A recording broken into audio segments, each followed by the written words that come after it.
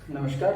भारत के भूगोल की सीरीज में आज हम प्रायद्वीपीय पठार भौतिक विभाग आपके सामने लेकर के आए हैं। और हमने जब ये पूरी श्रृंखला शुरू करी थी तो हमने प्रयास किया था कि अपने लास्ट क्लासेस में हिमालय को समझने का। हिमालय को हमने एक निश्चित समय सीमा के अंतर्गत, क्योंकि हिमालय टॉपिक बहुत बड़ा है, लेकिन बहुत सारी चीज़ों को ध्यान में रखते हुए, क्योंकि ऑनलाइन क्लासेस की अपनी कुछ सीमाएं हैं, उनको ध्यान में रखते हुए हमने उसको इन शॉर्ट जो बहुत महत्वपूर्ण चीज़ें हैं उन्हीं पर फोकस किया। इसके अलावा अगर जो कुछ भी रह गया हो तो आप उस चीज़ को आप ज़रूर बताएं। आज हम प्रायद्वीपीय पठार के ऊपर देखने और समझने का प्रयास करेंगे।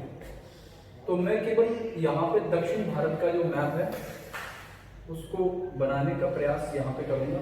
वेस्ट उत्तर भारत से हमारा कोई, ये हमारे केवल दक्षिणी भारत का हिस्सा है। प्रायद्वीपीय पठार, पेनिनसुलर प्लेन। सबसे पहली बात तो प्रायद्वीप शब्द से मैं आपका परिचय कराऊंगा। प्रायद्वीप होता क्या है?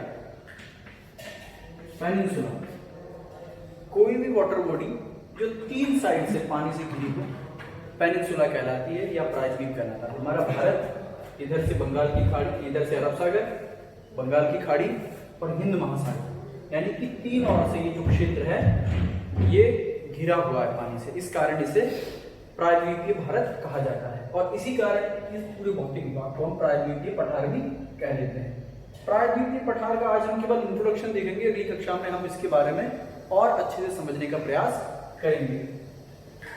प्रायद्वीपीय पठार दक्षिणवर्ती भारत में फैली हुई पूर्णतः। यहां पर विंध्याचल पर्वत श्रृंखला है।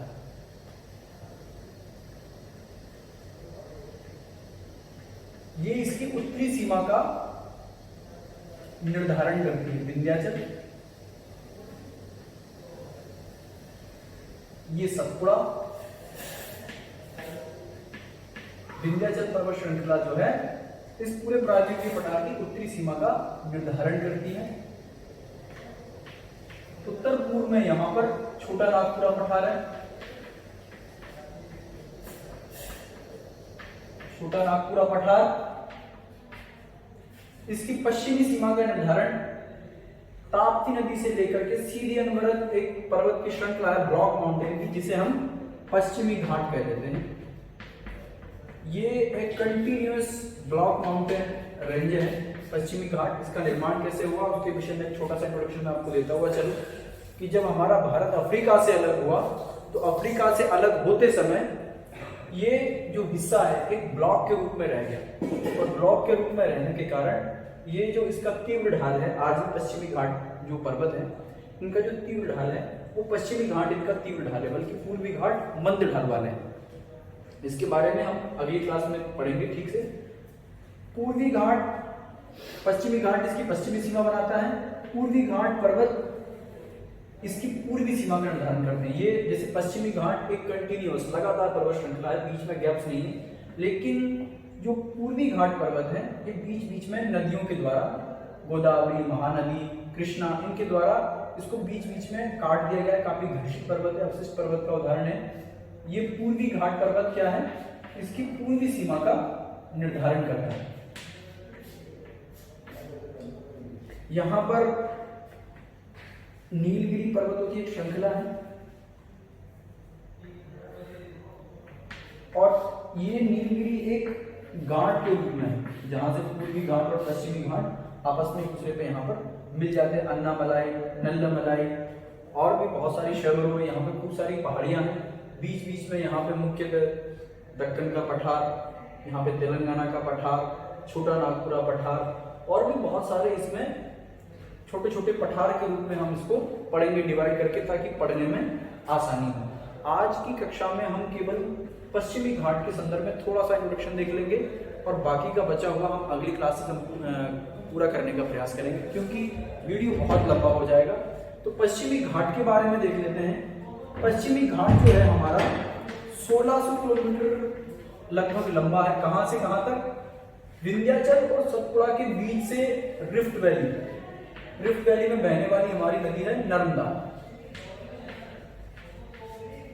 और ताप्ती।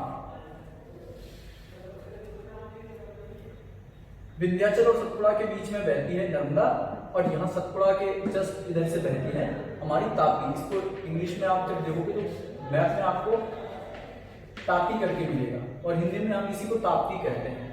तो ताप्ती जो नदी है उसके तट से लेकर के और सुदूर दक्षिण तक यहाँ तक ये इस पर्वत श्रृंखला का विस्तार है, पश्चिमी घाट का है। इसके निर्माण के संदर्भ में मैंने आपको बताने का प्रयास किया ही है कि हमारा भारत, जिसको जब हम फर्स्ट ईयर में पढ़ते हैं कॉन्टिनेंटल ड्रिफ्ट थ्योरी, तो उसमें हम देखते हैं कि जब पैंजिया था, पैंजिया यानी कि जब पूरा लैंड मास एक ही जगह पर था, तो आज हम जितना स्थल देख रहे हैं वो पूरा सभी एक ही जगह पर था।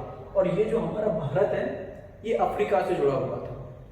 जब पेंजिया का विभाजन हुआ तो उसी पेंजिया के विभाजन के फलस्वरूप गोंडवाना लैंड का विभाजन हुआ।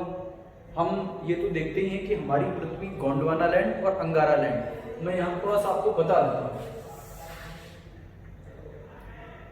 पहले हमारा पूरा लैंड मास यानी कि आज हम जो अलग अलग स्थल महाद्वीप देख रहे हैं ये सभी एक ही जगह पे इकट्ठे थे, जिसका नाम क्या था, पेंजिया।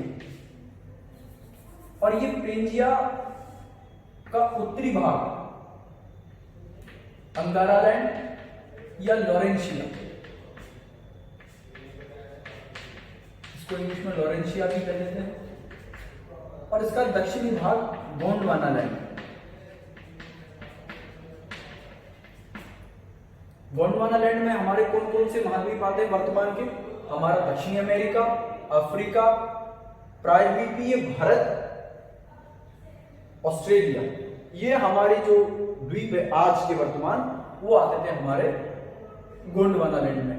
जबकि यूरोप, उत्तरी अमेरिका और उत्तरी एशिया ये आते थे हमारे अंगारा लैंड में।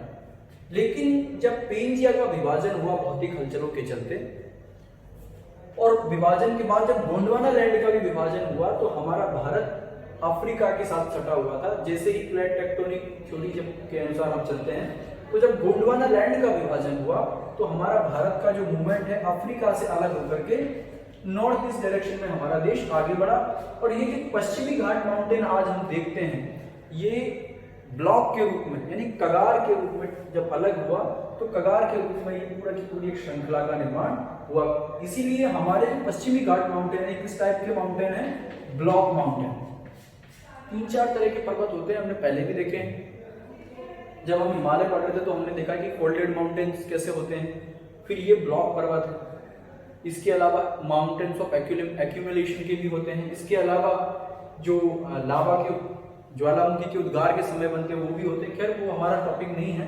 पश्चिमी घाट कैसे बने उसकी उत्पत्ति के विषय में समझाने का एक छोटा सा प्रयास हम कर रहे हैं। यहाँ जो पश्चिमी घाट माउंटेन्स हैं, इसको भी हम 2 पार्ट में डिवाइड करके देखते हैं। पहला पार्ट यहां से लेकर के और गोवा तक, इसको हम कह देते हैं उत्तरी सह्याद्री। पश्चिमी घाट का एक नाम सह्याद्री पर्वत श्रृंखला है। पश्चिमी घाट को हम सह्याद्री पर्वत भी कह देते हैं, उत्तरी सह्याद्री और दक्षिणी सह्याद्री।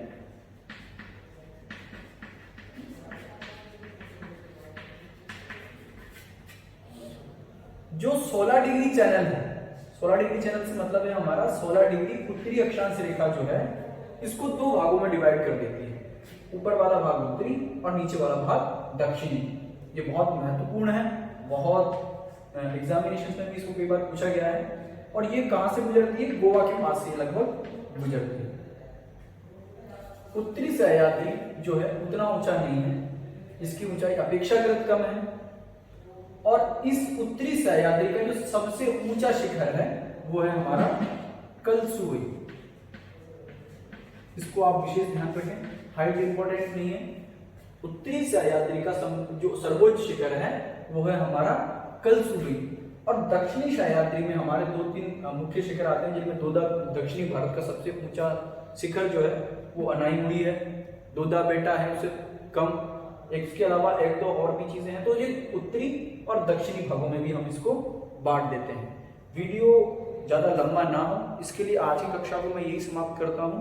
और इसके पश्चिमी घाट और इससे जुड़े हुए जो प्राचीन कथा से जुड़े हुए कुछ और तथ्य जो हैं हम अगली कक्षा में आपके सामने लाने का प्रयास करेंगे। धन्यवाद।